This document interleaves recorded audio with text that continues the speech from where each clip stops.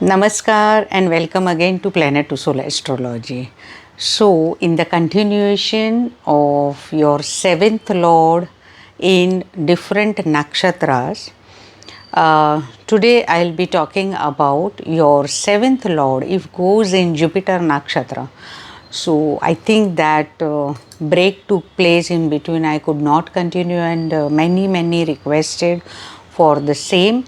And now I will complete the whole series of that. So till Rahu we already discussed, like if your seventh lord goes in Rahu nakshatra. I have not discussed one nakshatra, in general Rahu nakshatra. If time permits, definitely I will go ahead with individual nakshatras also. If your seventh lord or if your Lagnesh goes in certain nakshatras, what happens? Nakshatra plays very crucial role in giving predictions, not only predictions, but deciding your destiny, deciding your life cycle, and deciding the fruits or gains, whatever you are going to get in this life. Because nakshatras are devalaya. Devalaya means the temples of deities.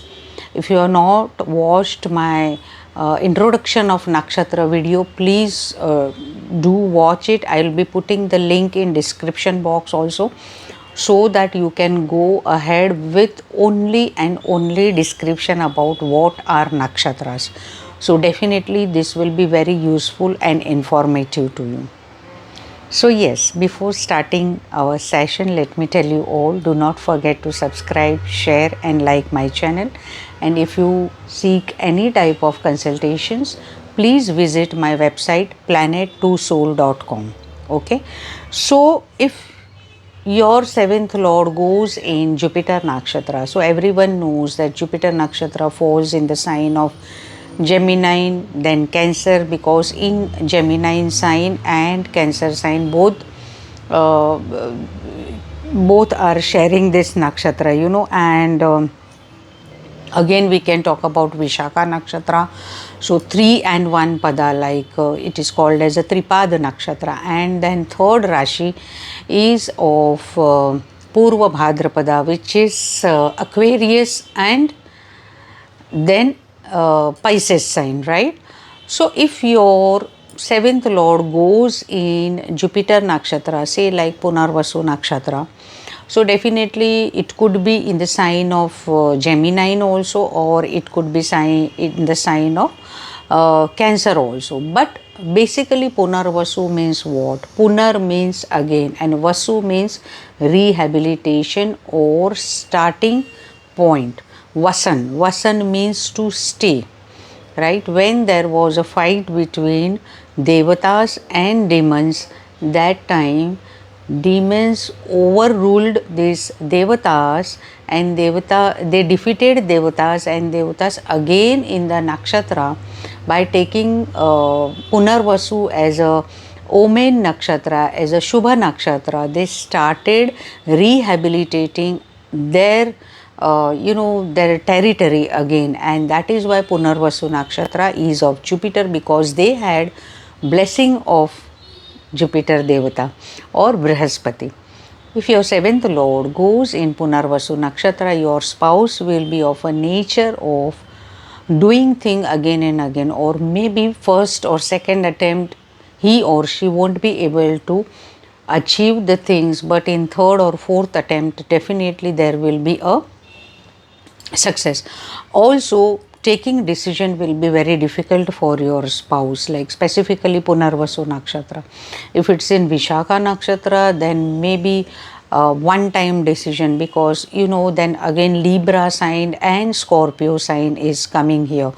So if it's going in Libra sign, Vishakha nakshatra, then definitely Venus and Jupiter are clashing with each other. And if it is in Scorpio sign, then definitely Mars and Jupiter are clashing each other. But Vishakha nakshatra is also very strong nakshatra. Vishakha people are very dedicated people, but at the same time they need somebody to grow them.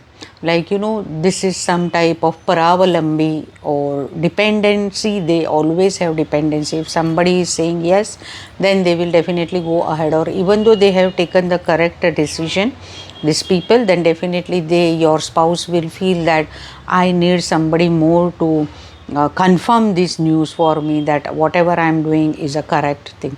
No doubt, because this is a Jupiter nakshatra, overpowering, dominant nature, or over ambitious nature always. If it's in Punarvasu, then definitely it's like, when I'm conquering the things, but yes, I will be very much mindful and then I will take the decision. Spouse will be a very good looking person, at the same time all Jupiterian quality, very talkative person, highly emotional and sensitive person. And also if we will talk about Vishakha nakshatra, then also, unless and until they get a support, they do not rise very fast in their life. Or sometimes what happens, in particular phase, like the favorable planet dasha, whenever your spouse will be running, during that phase or during that period only, he or she will flourish like anything, and then again they will come on a same track whatever they were before, and then again they have to start. Same with Punarvasu also. But what happens about Punarvasu people, it's like the deity is Aditi. Aditi is mother of all the devatas, including Surya Devata. Right? So that is why Punarvasu people, Vishakha people, or Purvabhadrapad people always have to recite Aditya Hrudaya Stotra. Aditya means Aditi. The son of Aditi is Aditya. That is why the another name of sun is also Aditya. Om Aditya Namaha, we always chant, right? So this is something like this. Your spouse will be having good wise nature, good maturity, at the same time, very thoughtful process always they will be having. And sometimes because of this thoughtfulness, they may lack in final decisions. That is why your spouse will always need your support. That is why if both the spouses are of Punarvasu, Vishakha, or Purvabhadrapad nakshatra, then in another person's chart you have to see whether sun is powerful or no, moon is powerful or no, because at the same time both will be having jumbling mind and difficulty in taking any type of decisions. Also, if I'll talk about Punarvasu nakshatra, so as the deity is Aditi, and with Vishakha nakshatra also, if we will talk much about, then Vishakha nakshatra is also very fiery tattva. Vishakha is also, because these people always lose their temper very soon, even though they are doing less struggles. They are very comfort lover people. In less efforts they want more and more fruits, and this is the reason they get irritated very fast. So Vishakha people also, it's like, without shakha or without branches. Vi means no, and shakha means branch. So definitely sometimes they are trying to become self-made, but still they are lacking in something, and that is why they always need some or other type of support. Also, one more thing here we can say that Vishakha people also, like if it is in a Scorpio sign, then definitely they are more into construction work, or they are more into licensing work. Your spouse will be, if it's a Punarvasu nakshatra, then maybe into teaching profession or educational profession, or in a spiritual profession also, like they could be priest or panditji in a temple or a church. If it's a Purva Bhadrapad nakshatra, then definitely Purva Bhadrapad means, Bhadra means kalyankari or blissful nakshatra. Initially it was only one, like later it became Uttara Bhadrapad and Purva Bhadrapad. Two sessions were decided. But if your spouse is falling in Purva Bhadrapad nakshatra, then this is also a very pious nakshatra. But this nakshatra also comes in the Panchak nakshatra. So they have to struggle a lot in their life. It's not like they are not getting anything, but it's like that without doing less they are getting much more. And sometimes your spouse will be in a puzzle or in a thought that, or maybe in a regret mode, or maybe in a guilt mode, that why I am getting, I should do something, or because this is a kalyankari or blissful nakshatra, that is why your spouse in less efforts getting everything. And sometimes this also makes him or her very lazy by nature. And definitely it's like, this is like, this nakshatra also is very dependent.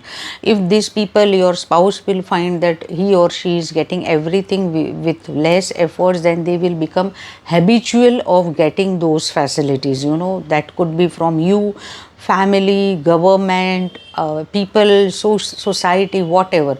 And always they get tired very fast, that no, I do not have now much much strength to go ahead. But these people, you will find they are very creative people. Also they are they work in like secret agents or something, or they work in insurance sectors or tax consultants. These people are also very good in talking terms, like they can conversate very nicely, communication skill is very nice in them. So definitely, in spite of being the Tripada nakshatra, this is also like Purva Bhadrapad is Aquarius, that is Shani, and then Pisces sign, that is Jupiter. So if it is in a Shani sign, then definitely you will have to work hard, but you are not able to give your performance in full. And if it is going in a Jupiter Rashi, like in a Pisces sign, if your Purva Bhadrapad nakshatra, that is your spouse's nakshatra is going, then definitely he or she will try his best or her best to to cope up with your energy. And definitely they are very dedicated. But one thing out of all, I will say that all these Jupiter nakshatra are highly intuitive people. They foresee things very fast. They feel the things, they feel the energy of other people. Specifically, if Jupiter also in their chart, your spouse's chart is very pious or very fruitful, then definitely you will experience such type of fruits also in their charts. So Jupiter, it's not that this is not a good nakshatra or something, because see, Vishakha nakshatra is Agni Tattva also, because the deity is Indragni. So it is Indra and fire. The two things together is making the deity as a Indragni. That is why these people should always chant the mantra Om Indraya Namaha, right?